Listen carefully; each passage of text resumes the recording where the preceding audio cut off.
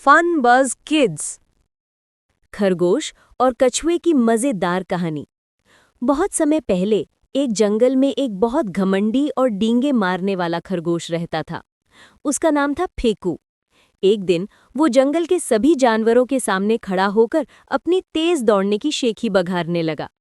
फेकू बोला, एक दिन मैं इतना तेज भागा कि मेरी परछाई पीछे छूट गई। फिर मुझे 1 किलोमीटर वापस जाकर उसका हाथ पकड़कर लाना पड़ा। फेकू अभी रुका नहीं, बोला, मैंने जंगल में व्हाट्सएप मैसेज भेजना भी बंद कर दिया है। एक हिरन ने पूछा, पर व्हाट्सएप तो फ्री है ना? फेकू बोला, नहीं नहीं, क्योंकि मैं मैसेज से पहले ही खुद पहुंच जाता हूं और बोलकर वापस आ जाता हूं। जानवर उसकी बातें सुनकर हैरान रह गए। फेकू फिर बोला, एक दिन मैं तत्काल में ट्रेन टिकट बुक कर रहा था। स्क्रीन पर लोडिंग घूम रही थी और मैं भागकर स्टेशन पहुंच भी गया। मैं इतना तेज हूं कि रात में लाइट ऑफ करता हूं और लाइट जाने से पहले ही बिस्तर पर सो जाता हूं। डीसी कॉमिक्स वाला फ्लैश भी मुझसे ट्रेनिंग लेता है। मैं तो फास्ट फूड से भी फास्ट हूं। भीड़ तालियां बजाती रह गई और फेकू की शेखी पर यकीन करती गई। तभी वहां से एक कछुआ गुजर रहा था जिसका नाम था सुस्त। उसने सब सुना और बोला, अगर तुम इतने तेज हो तो सरकारी दफ्तर में नौकरी क्यों नहीं कर लेते? लोग जरूरी कागज घर पर भूल जाते हैं, तुम 10 रुपए में तुरंत ले आया करो। या फिर हिंदी फिल्मों वाली पुलिस में भर्ती हो जाओ जो हमेशा देर से पहुंचती है। सारी भीड़ हंस पड़ी और फेकू को बड़ी शर्मिंदगी हुई। गुस्से में फेकू बोला, सुस्त, तुम तो अपनी शादी में भी देर से पहुंचे होगे। ऐसा कहकर उसने सुस्त को दौड़ की चुनौती दे दी। सुस्त ने स्वीकार किया। एक F1 जैसा रेसिंग ट्रैक बनाया गया और जंगल के सारे जानवर देखने उमड़ पड़े। रेस शुरू हुई, लेकिन फेकू बहुत धीरे भाग रहा था। एक बंदर ने पूछा, तुम इतना धीरे क्यों दौड़ रहे हो? फेकू बोला, सुस्त को थोड़ा आत्मविश्वास दिलाने दो, हारने से पहले खुशी तो महसूस कर ले। उधर सुस्त उससे भी धीमा। दर्शक बोर होने लगे। एक शेर बोला, मैं जब आया था तब तक क्लीन शेव था, अब दाढ़ी गैंडाल्फ जैसी हो गई है।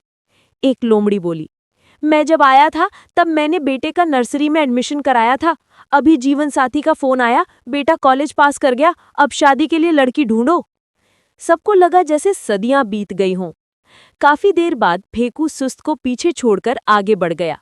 तभी उसे रास्ते में फलों का एक स्टॉल दिखा।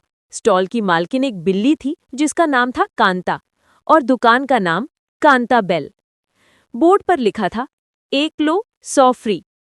फेकू लालच में पड़ गया और गाजर खरीदने लगा। समय निकलता गया। उधर सुस्त को पक्षी की सफाई सेवा मिली।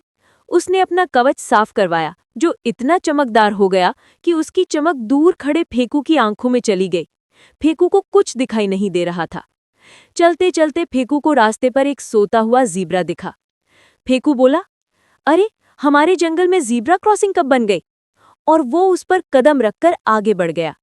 ज़ीब्रा उठकर चौंका और एक जोरदार लात मारी जिससे फेकू वापस रेस की शुरुआती लाइन पर पहुंच गया। सुस्त धीरे धीरे चल रहा था कि उसे लगा, ये कवच तो बहुत भारी है।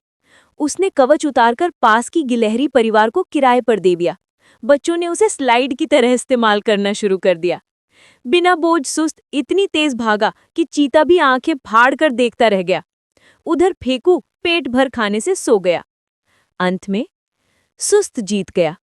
उसे इनाम में मिला एक स्केटर बोर्ड। फेकू ने अपनी गलती समझी और घमंड छोड़ दिया।